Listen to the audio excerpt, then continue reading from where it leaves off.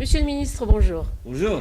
Algérie Patriotique a révélé que la France et le Maroc ont décidé de torpiller le prochain sommet de l'Union africaine et de l'Union européenne, prévu le 29 et 30 novembre à Abidjan. L'objectif étant d'écarter la raste du sommet. Quelle sera votre réaction face à cette manœuvre? L'étonnant dans cette alliance, ou disons cette complicité de la France avec le Maroc, l'étonnant est que la France est un pays membre de l'Union européenne, laquelle l'Union a accepté de coopérer et d'avoir un partenariat avec l'Union africaine. Cet partenariat est basé sur un principe d'égalité entre les deux organisations et basé sur une politique de coopération fructueuse pour l'Europe et pour l'Afrique. Les Européens ont besoin de richesses et de produits africains, de matières premières notamment. Les Européens ont besoin de vendre leur industrie et leur production de toutes sortes. L'Afrique a besoin de technologie, a besoin d'investissement, et les deux ont besoin aussi d'un monde de paix et de coopération dans la lutte contre le terrorisme.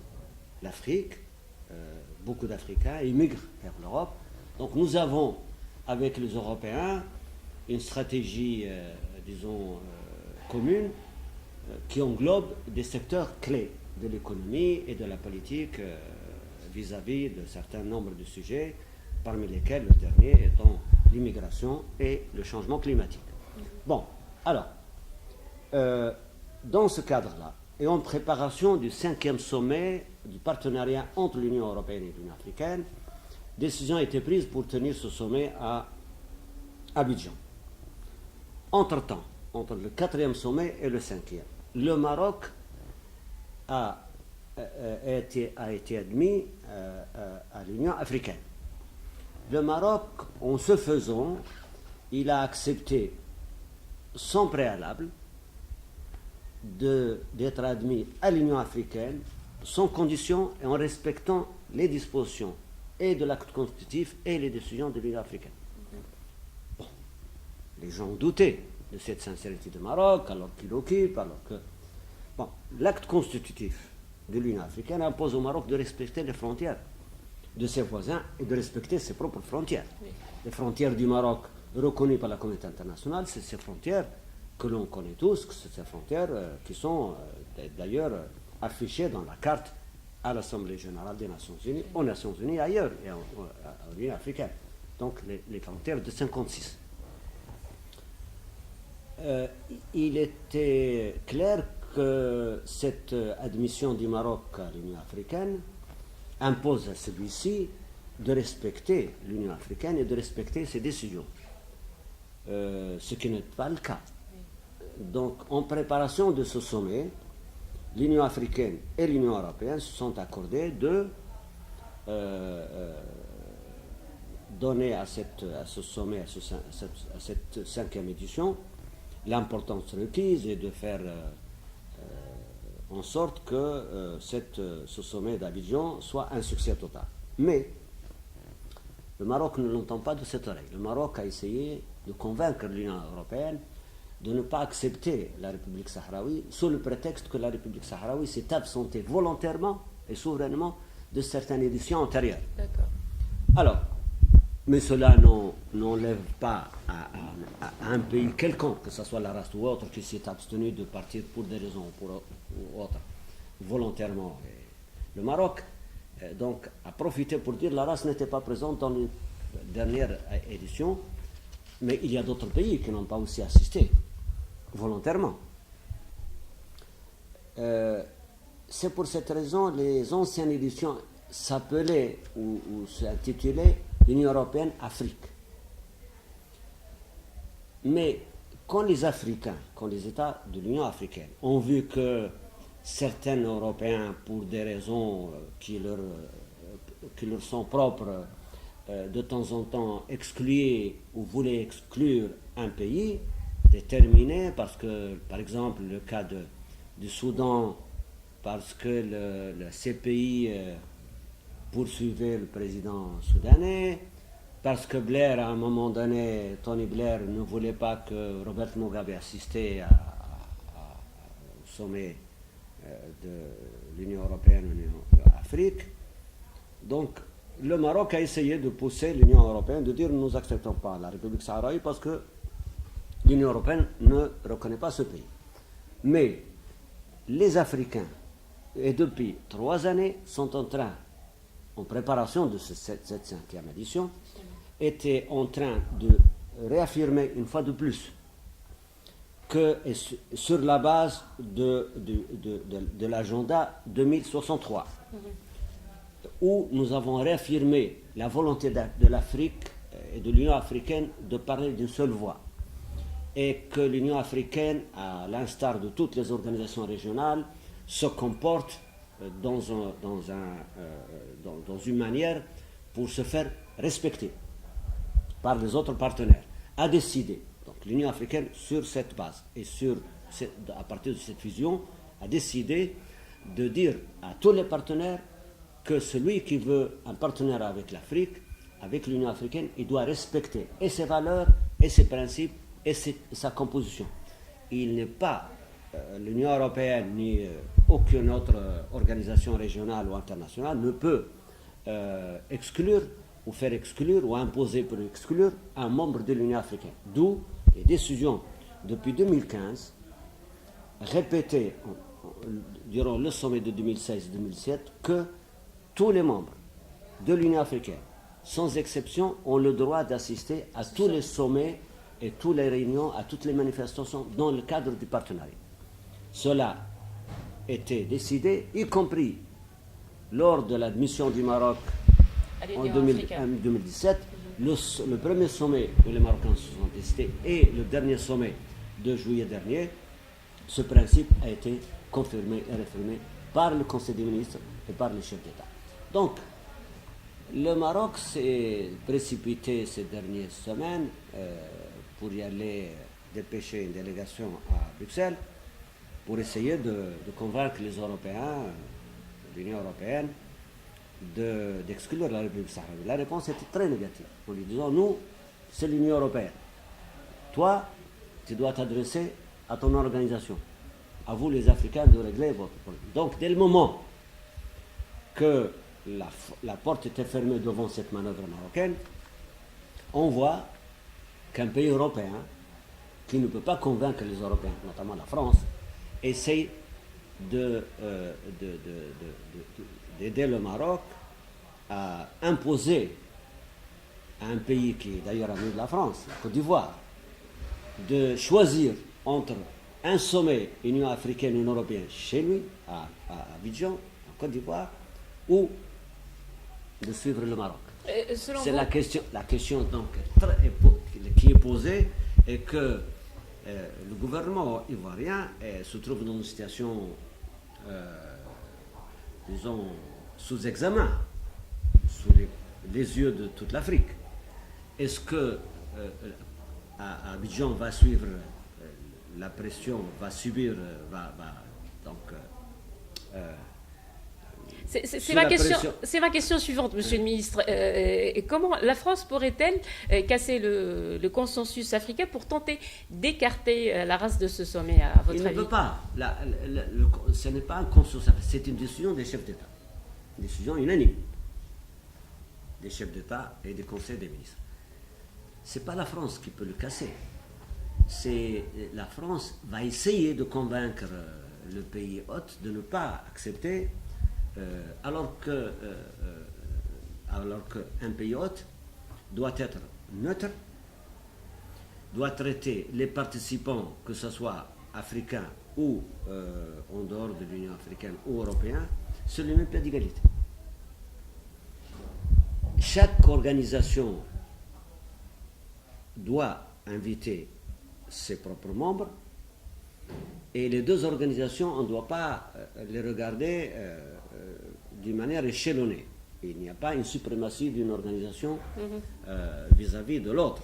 Et nous espérons que la France ne voit pas à partir de Paris, à partir de l'Europe, que l'Afrique est en bas et que c'est comme ça qu'il se conduit et il se comporte.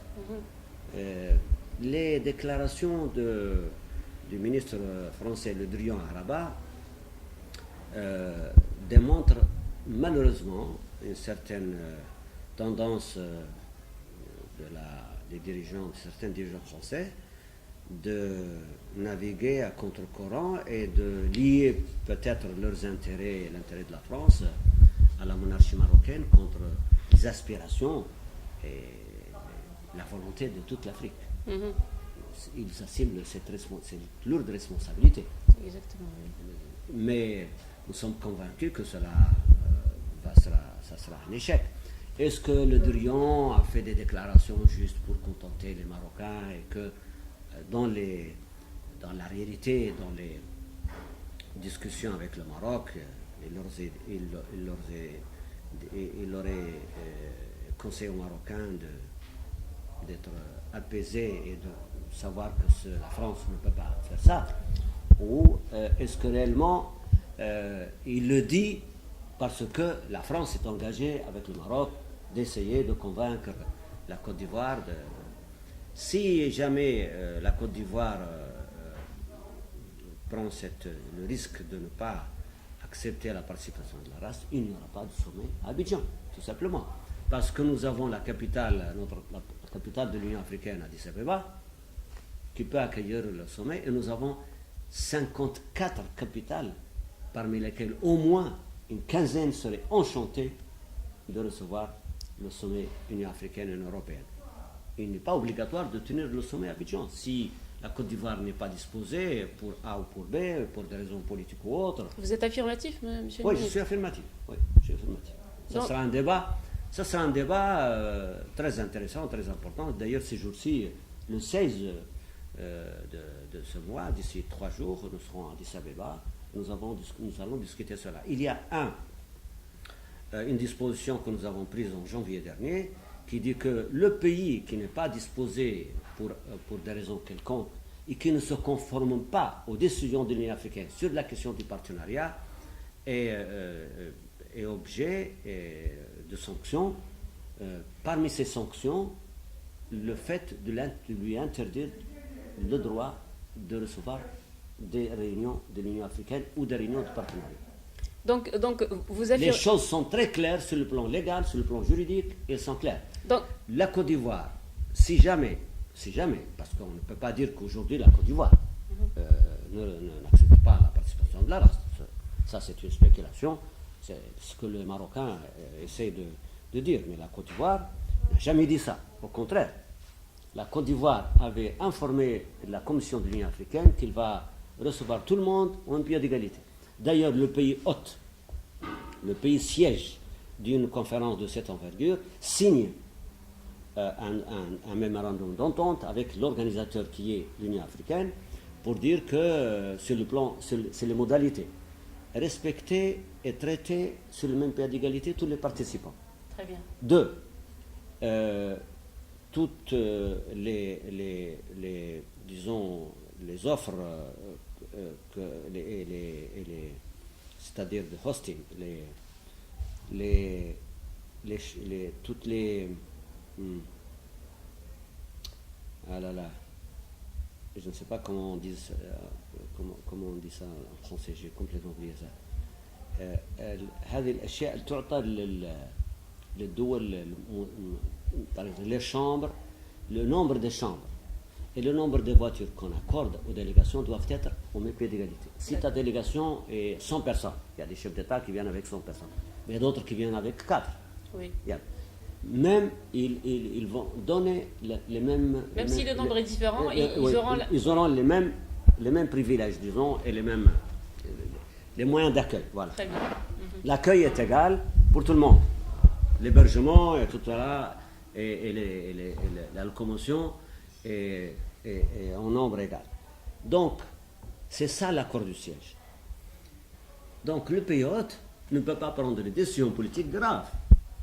pour exclure un État membre. Un État. Supposons que, par exemple, les États-Unis qui reçoivent sur le sol américain les Nations Unies disent je ne veux pas avoir tel ou tel pays.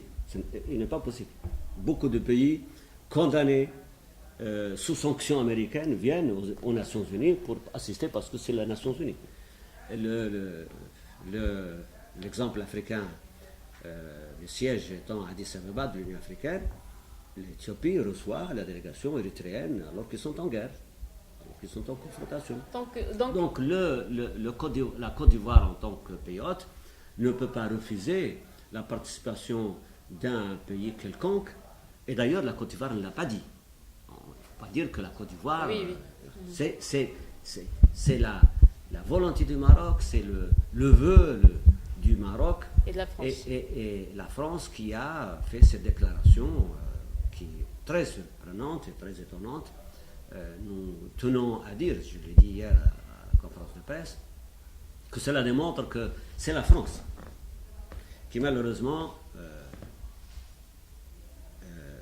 se trouve derrière ce conflit d'agression, cette agression contre notre pays depuis le début. Sachant qu'il y a des pays africains qui restent toujours inféodés à Rabat et à Paris, ce plan machiavélique a peu de chances de réussir.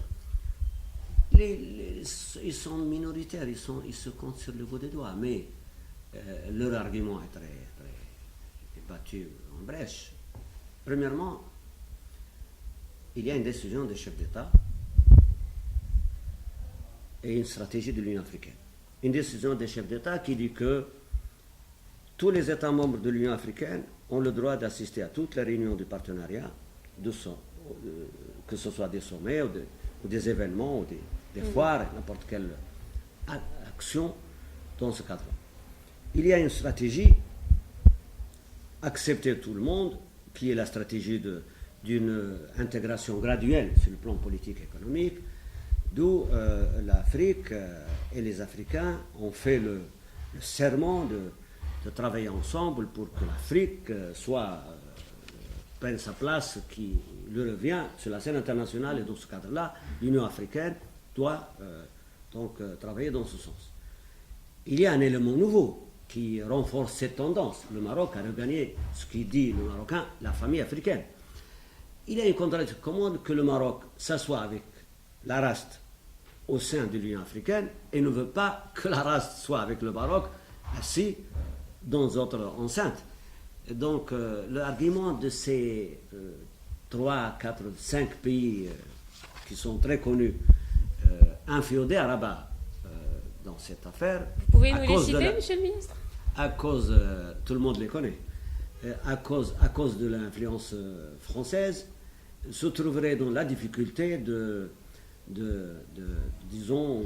changer la position de l'Union africaine. Ils ne le font pas, ils ne peuvent pas le faire. D'ailleurs, nous avons la certitude qu'ils ne le feront pas parce que ils peuvent un peu gesticuler, ils vont parler comme l'a fait le Drian, chercher un consensus, trouvons peut-être des formules, etc. Mais ça ne sera pas au-delà de ça parce qu'ils ne peuvent pas, ce n'est pas de leur droit.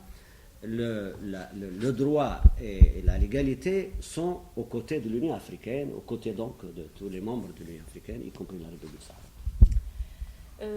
Le service de presse de l'ONU a été éclaboussé par une grave affaire de manipulation d'un compte rendu. Que s'est-il réellement passé, monsieur le ministre? Le département de l'information est truffé par d'anciens journalistes et de stagiaires, etc., français, marocains, qui ont, malheureusement, se sont emparés de ce service pour faire du n'importe quoi. Et ils ont dénaturé, dans les résumés qu'ils font, les comptes rendus qu'ils font au sujet des débats dans les différentes commissions, et même de l'Assemblée générale, ils ont dénaturé les interventions de certain nombre de pays. Par exemple, dans un discours quelconque, ils font ressortir ce que leur plaît ou ce qui est moins fort quand il s'agit d'un thème qui eux-mêmes, en tant que personne, ou leur pays, ne veulent pas qu'il soit ainsi. Et grave encore, pour les pétitionnaires dans le cas de la décolonisation, une dizaine de pétitionnaires favorables à la lutte du peuple sahraoui qui ont venu témoigner des personnalités qui représentent des partis politiques, des parlementaires, des ONG, et même le représentant du Front Polisario, à qui on a attribué un autre discours tout à fait qui n'est pas le sien. Donc ils ont violé tout simplement la mission qui leur sont assignées. Les États membres et même les pétitionnaires et les personnalités qui ont assisté à ces débats de la 4e commission ont protesté par écrit et oralement. Et les Nations Unies, le département du secrétariat général est en train de faire une enquête. Mais faire une enquête sur quoi? On connaît les personnes, ils sont là, ils ne se cachent pas. Et cela démontre la nervosité, à quel point les Marocains sont désespérés. À quel point, jusqu'à où on change ton discours et on te met un autre discours opposé à ce que tout le monde sait que c'est ta position. Exactement. Oui, donc voilà. Paris et Rabat investissent toute leur énergie pour empêcher un référendum d'autodétermination du Sahara occidental à l'ONU. Est-ce que le comité de décolonisation de l'ONU est-il habité par la même force d'énergie pour mettre fin à la colonisation du Sahara? Oui, le jeu sur la scène internationale, on le connaît, c'est-à-dire que il y a ce qu'on appelle la communauté internationale, régie par des conventions, des principes, etc., le droit international, ce qu'on appelle la légalité internationale. Et il y a malheureusement le jeu des grandes puissances, qui, au niveau du Conseil de sécurité,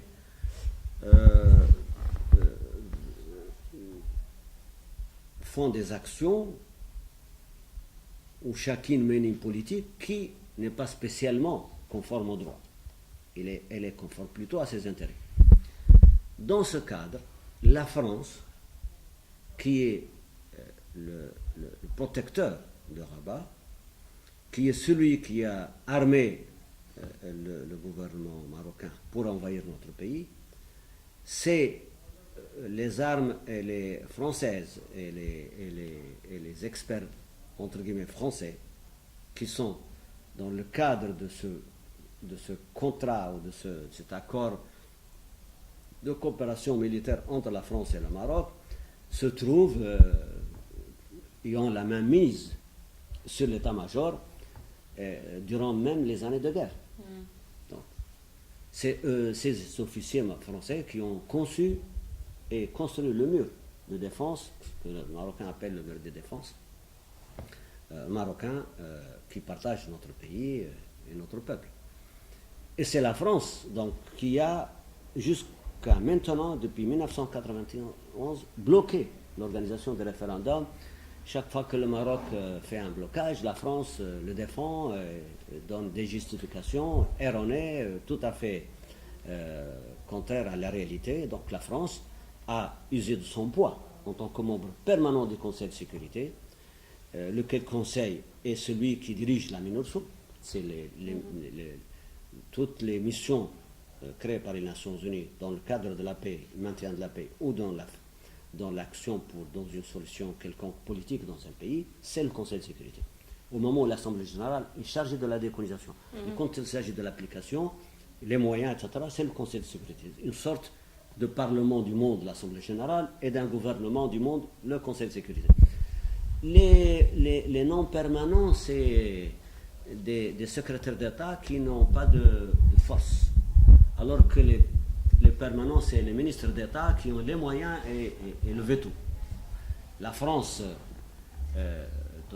bloque tout simplement l'indépendance de notre pays. Je l'ai dit, je le répète. Hier, j'ai énuméré lors de la conférence de presse que, premièrement, c'est la France qui a poussé le Maroc à envahir notre pays en 1975. La France ne voulait pas voir un pays africains de langue arabe et espagnole dans une région que la France considère une région francophone. Nous sommes des intrus. Bon. Et ce n'est pas nouveau, c'est ancien.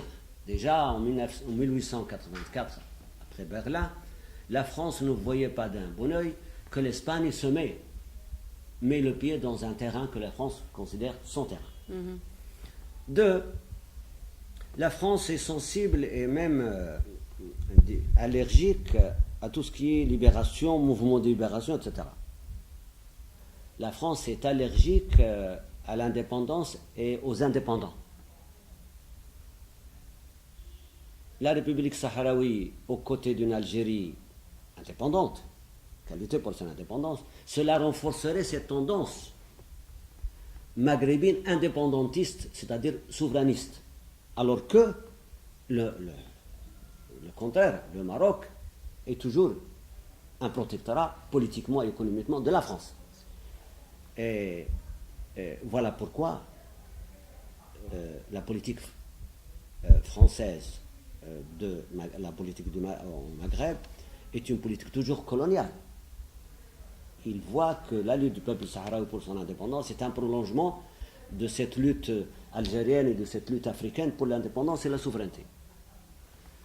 Et c'est dommage, c'est incroyable que la classe politique française n'a pas compris jusqu'à maintenant, ou ne veut pas comprendre, que l'intérêt permanent de la France et du peuple français qui a des attaches, qui a des relations très profondes avec le Maghreb, cet intérêt doit être lié à des valeurs permanentes, à des valeurs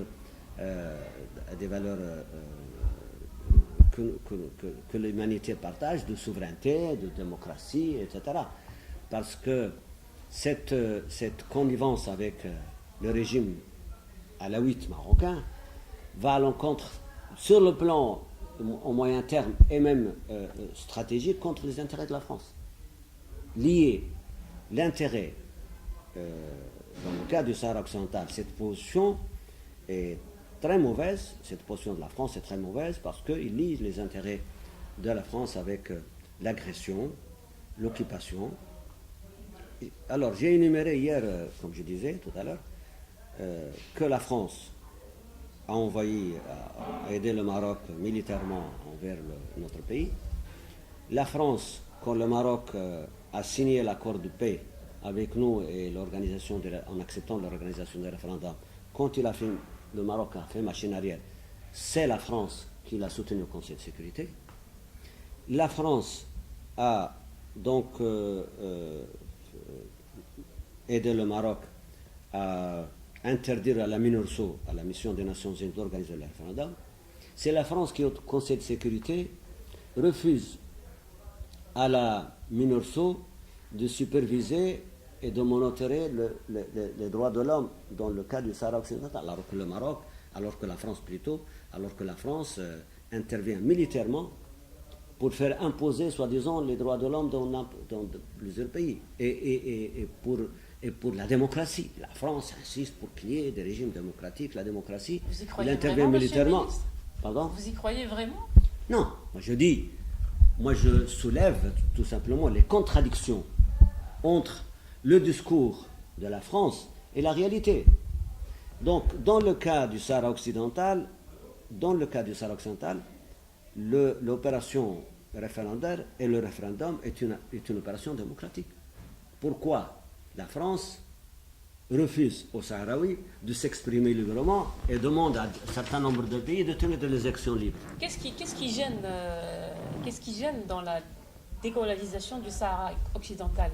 Laissez-moi terminer ce que je disais. Pardon.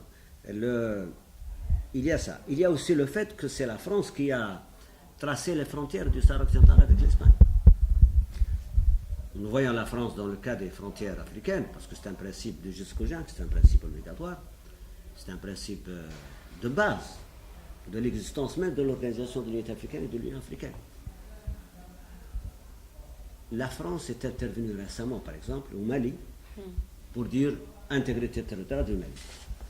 Et alors, dans le cas du Sahara occidental, il n'y a pas d'intégrité territoriale des pays voisins du Maroc. Parce que si la France aide le Maroc à occuper illégalement le Sahara occidental, la France, ainsi, en ce faisant, il encourage le Maroc à continuer une politique grave d'expansionnisme contre ses voisins, tous ses voisins.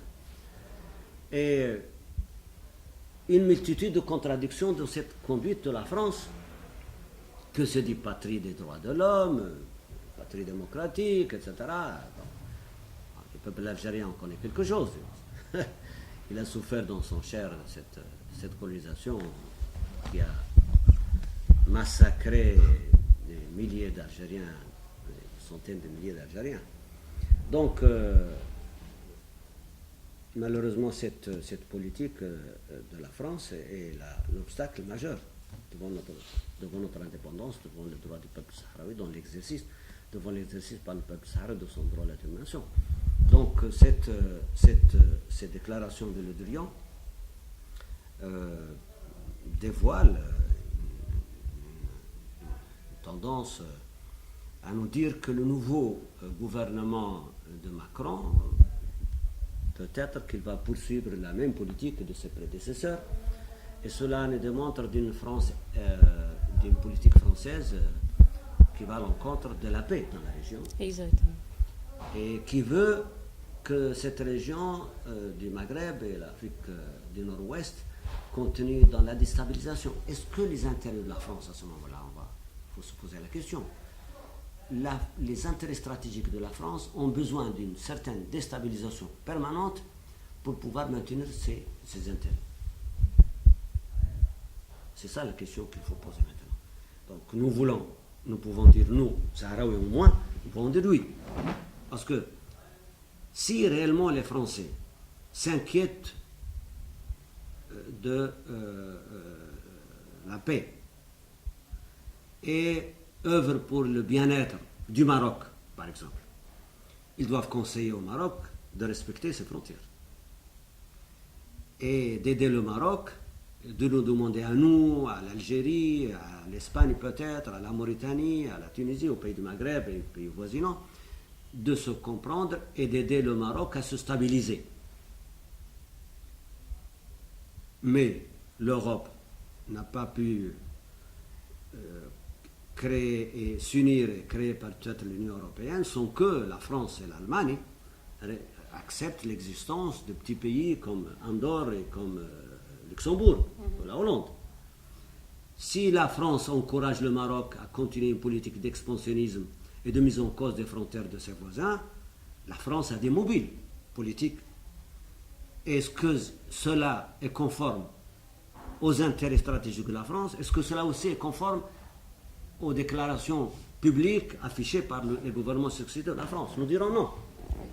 Alors, nous disons que la France continue une politique coloniale, et ce n'est pas seulement qu'il le fait dans le Maghreb. La France détient toujours des colonies en Asie, en Amérique latine, aux Caraïbes, et dans certaines régions que nous sommes obligés aujourd'hui à dénoncer publiquement et à dire que la France continue une politique coloniale qui va à l'encontre de tous les principes du droit international, aux objectifs et aux principes de la Charte des Nations Unies, à l'obligation de la France en tant que puissance membre permanent du Conseil de sécurité, qui doit conjuguer ses efforts avec les efforts de la communauté internationale pour la décolonisation du Sahara occidental sur la base des décisions, sur la base de la Charte des Nations Unies, le chapitre 11 de la Charte, l'article 73, et sur la base des décisions de la Charte des organes des Nations Unies, et sur la base de ce que nous avons, nous et les Marocains, signé sous les auspices et la garantie du Conseil de sécurité dont la France est membre. Voilà donc ce que nous pouvons dire à ce sujet. Une dernière question, Monsieur le Ministre. La révolution du Rif, elle en est où aujourd'hui? Je préfère que cette question vous la posez au Rifin, parce que nous ne voulons pas, et nous n'avons aucune volonté ni aucune intention d'interférer dans les affaires internes du Maroc. Mais étant donné que le Maroc occupe notre pays, occupe une partie importante de notre pays, nous pouvons dire que tant que le Maroc continue cette politique, ce n'est pas les riverains seuls. C'est les soucis, c'est tous les Marocains qui sont plus pauvres, plus ignorants, parce que les Alaouites, le régime marocain, utilise cette agression contre notre pays pour bastonner les Marocains, pour différer toutes les revendications sociales et politiques. Les Marocains veulent aujourd'hui être comme les pays voisins, des citoyens. Et les Marocains ne trouvent devant eux que aller par dizaines, par centaines, par milliers aux groupes terroristes. Et les Marocains, aujourd'hui, 80% de la jeunesse marocaine veut immigrer en Europe, veut quitter le Maroc. Donc, ce qui est périodiquement des soulèvements par-ci par-là vont s'aggraver parce que le Maroc s'appauvrit, les échéances sont perdues, et les occasions sont perdues, l'enseignement et le Maroc est derrière tous les pays arabes, de la Ligue arabe, membres de la Ligue arabe, et beaucoup de pays africains. Il est dans un rang, dans le cadre de le développement humain, dans des rangs très très en arrière, selon la Banque mondiale et les statistiques et les analyses des Nations Unies. Merci beaucoup, Monsieur le Ministre. Ça arrête.